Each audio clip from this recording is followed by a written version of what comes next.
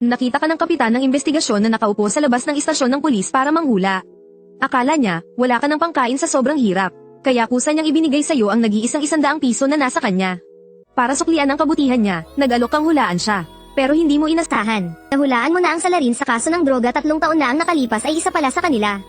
Pero noong sasabihin mo na sana sa kanya ang katotohanan. Bigla kanyang pinigilan. Totoo man yan o hindi. Nagkamali ka ng lugar. Panggugulo yan sa trabaho ng pulis. Pwede kitang arestuhin. Inakala niyang susunod ka na lang sa sinabi niya. Pero hindi niya inasahan na ang sunod mong sasabihin ay magpapatigil sa kanya. Mayroon akong clue. Nang marinig yun, natigilan si Zhao Yi. At pagkatapos ay pinaningkitan ka ng mata. Anong clue? Hindi ko pa nahuhulaan, kaya hindi ko pa alam. Natawa si Zhao Yi. Pinagloloko mo ba ang mga pulis? Umalis ka na rito ngayon din. Pero kasasabi niya lang yan. Isang itim na Audi ang umarurot papunta sa paanan ng hagdan. Kasunod nito, isang babae ang padapadapang bumaba mula sa sasakyan.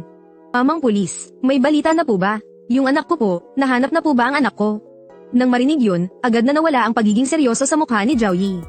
Mabilis siyang lumapit para alalayan ang babae. Ginang Lee, tumayo po muna kayo.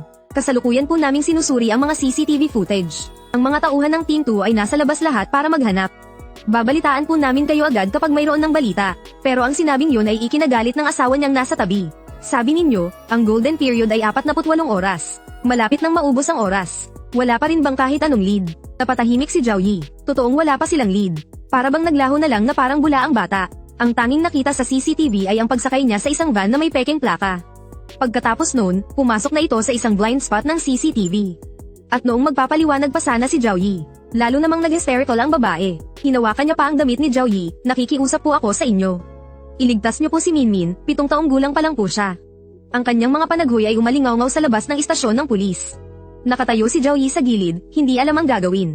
Pero sa sandaling iyon, isang boses ang biglang narinig sa hindi tamang pagkakataon. Naghahanap ng tao, umunot ka ng baraha. Nang marinig ito, natigilan ang lahat. Pagkatapos, galit na sumigaw sa iyo si Zhao Yi. Tumahimik ka, anong klaseng sitwasyon ito at nanggugulo ka pa? Lingid sa kanyang kaalaman, natigilan ng asawang si Li Guoqiang. Dahil nakita niya ang iyong karatula para sa mga espesyal na kaso. Kapag desperado na ang isang tao, kahit na isang hibla ng dayami, mahigpit pa rin itong kakapitan. Kaya naman, tinulak ni Li Guoqiang ang kamay ni Zhao Yi. At patakbong sumugod sa harap mo. Mahuhulaan mo ba kung nasaan ang anak kong babae? Lee, manloloko lang yan. Hinabol ni Zhao Yi at sinubukang pigilan siya. Pero iwinaksi ni Li Guoqiang si Zhao Yi. Huwag mo akong pakialaman. Hindi niyo siya mahanap, tapos hindi niyo pa ako hahayaang sumubok. Magkano? Kahit magkano ang hilingin mo, ibibigay ko. Nang marinig ito, mahinahon ka lang sumagot, walang bayad. Hatiin mo ang baraha gamit ang kaliwang kamay, tapos bumunot ka ng isa. Nakatayo lang si Zhao Yi sa gilid. Pero nakahawak ang kamay niya sa kabitan ng baril sa kanyang baywang. Madilim ang kanyang mukha, kapag sinabi ng manlolokong ito na patay na ang bata. O kaya'y subukang mangikil. Aarestuhin niya ito kaagad. Nanginginig na iniabot ni Li Guoqiang ang kanyang kaliwang kamay. Sandali itong lumutang sa ibabaw ng mga baraha. Pagkatapos ay bumunot siya ng isa mula sa gitna. Bumukas ang baraha. Ito ang baligtad na Three of Swords. Sa larawan, 3 matatalim na espada ang nakatusok sa isang pulang puso.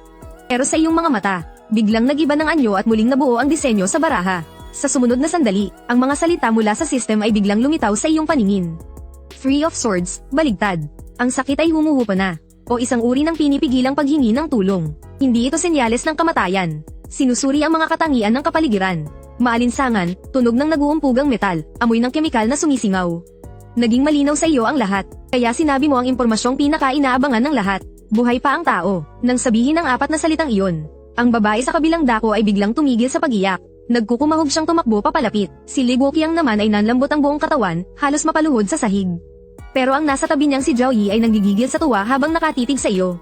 Nasaan? Tumingin ka sa mga baraha, mahinahon ang iyong pananalita. Sa hilagang bahagi ng syudad na ito, malapit sa tubig. Walang masyadong tao sa paligid, at may maririnig na tunog ng kampana. Nang marinig iyon, biglang napakunot ang noo ni Zhao Yi. Iyon ang abandonadong lumang daungan. Mayroon dong isang kampanaryo na naiwan mula sa panahon ng kolonyal. Tumutunog ito kada oras, at nagpatuloy ka sa pagsasalita. Bukod pa rito, ang taong kumuha sa kanya. Kilala ninyo siya, mayroon siyang matapang na amoy ng pintura sa katawan. Hindi lang ngayon kumapit, ito ay amoy na nanuot na dahil sa maraming taon ng pagkakababad dito. Isipin ninyo, sino ang tumutugma sa description. Nang sabihin mo iyon, biglang tumahimik ang paligid. Nung isang araw, pumunta siya sa bahay para kunin ang mga gamit niya. Nang marinig ito, biglang nagbago ang ekspresyon ni Zhao Yi. Pabilis niyang kinuha ang kanyang telepono at tinawagan ang Team 2. Imbestigahan niyo yung renovation worker na si Liu Jianman. I-track niyo ang lokasyon niya ngayon din. Habang tumatawag sa telepono si Zhao Yi, ay tumakbo siya papunta sa kotseng pulis na nakaparada sa gilid ng kalsada. Ang mag-asawang Lee Guoqiang ay parang mga baliw na sumunod sa kanya. At kasunod nito ay ang pag-alingaw ng sirena ng pulis. Humagibis palabas ng tarangkahan ang sasakyan ng pulis. At naglaho sa daloy ng trapiko. Ay iba sa pagpapanat ng lahat. Ikaw naman ay kalmadong isinuksok pabalik sa deck ang Three of Swords. At muling binalasa ang mga baraha. Team, bilang ng epektibong panghuhula, 1 sa 3. Makalipas ang 40 minuto, 3 sasakyan ng pulis ang humarurot papasok sa compound. 2 investigador ang bumaba habang hawak ang isang lalaki. Ang lalaki ay nakasuot ng damit pantrabaho na puno ng mga patak ng iba't ibang kulay ng pintura. Nakatungo ang kanyang ulo. Hawak-hawak ng mag-asawang Lee Guoqiang ang isang batang babae na nakabalot sa kumot. Humahagulgol sa iyak, isinakay siya sa ambulansya ng 2 pang babaeng pulis, Ligas na siya. Natagpuan siya sa basement ng abandonadong pantalan na iyon. Hindi sumunod si Zhao Yi sa interrogation room. Sa halip, mabilis siyang lumapit sa iyo. Paus ang kanyang boses, nahuli na ang salarin. Sa mismong lugar na sinabi mo. Bahagya kang tumingala, dahil yan sa inyo. Manghuhula lang ako. Umupo si Zhao Yi para magbantay ang tingin ninyo. Tigilan mo ko sa kalokohan mo. Alam mong kidnapang case yun. At hindi mo ini-report ang nalalaman mo. Kaya naman, nakuha mo ang impormasyon sa ilegal na paraan. Krimen din yan. Hindi sa hindi ko ini-report. Sinabi ko agad pagdating nila. Nang marinig yun, mariing tinitigan ni Zhao Yi ang iyong mga mata. Pero ang mga matang yun ay napakatahimik.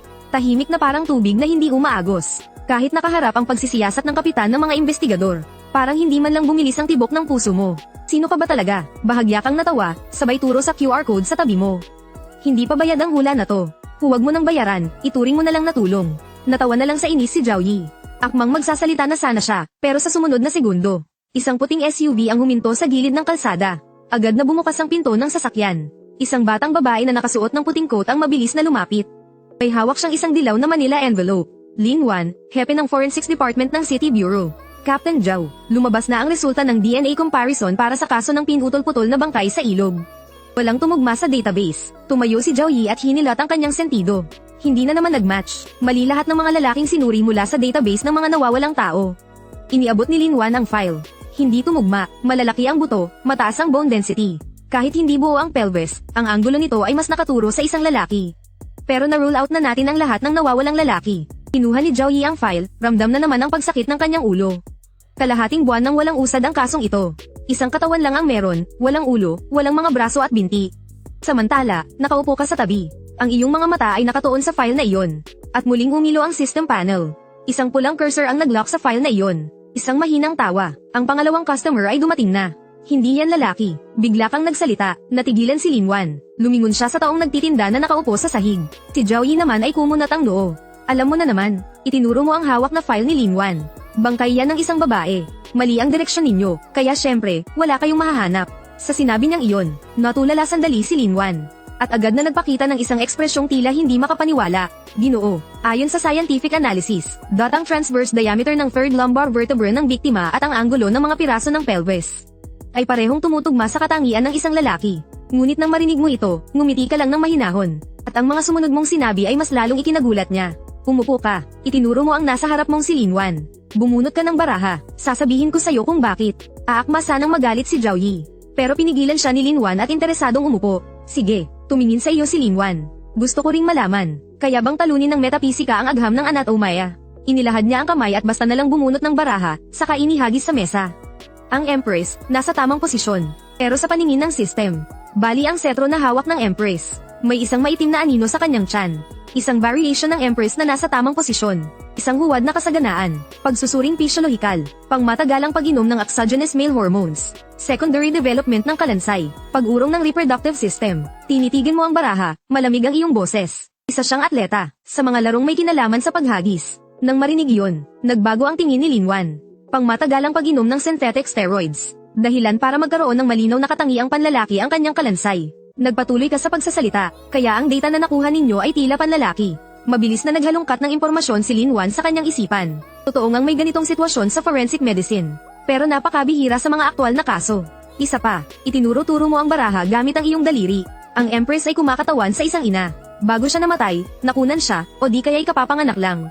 Imposible, bulalas ni Lin Wan, wala na siyang matris. Paano mo nalaman yan? Sa pubic symphysis. Sabi mo, tingnan ninyo ang likurang bahagi ng pubic symphysis. Kung mayroon itong mga lumang uka, pinsala iyon dulot ng panganganak. Kung may mga bagong marka ng punit, miscarriage iyon. Ang marinig ang mga teknikal na salitang ito mula sa isang manghuhula. ay talagang kakatuwang pakinggan. Naging seryoso ang ekspresyon sa mukha ni Linwan. Agad siyang tumayo at dinampot ang file folder. Captain Zhao, kailangan kong bumalik para suriin muli. Naniniwala ka sa kanya. Itinuro ka ni Zhao Yi, puro kasinungalingan ang lumalabas sa bibig ng batang yan. Inaamin ko, hindi ko talaga ginawa ng hiwa ang mga detalye sa pubic symphysis. Dahil ipinagpalagay kong lalaki siya. Napakabilis magsalita ni Linwan, hindi alintana kung totoo o hindi. Isa itong blind spot. Kung babaeng atleta, mas liliit ng daan-daang beses ang saklaw ng investigasyon. Pagkasabi niyan, tumakbo si Linwan papasok ng gusali nang hindi lumilingon. Nakatayo lang si Zhao Yi, pinagmamasdan ang likod ni Linwan.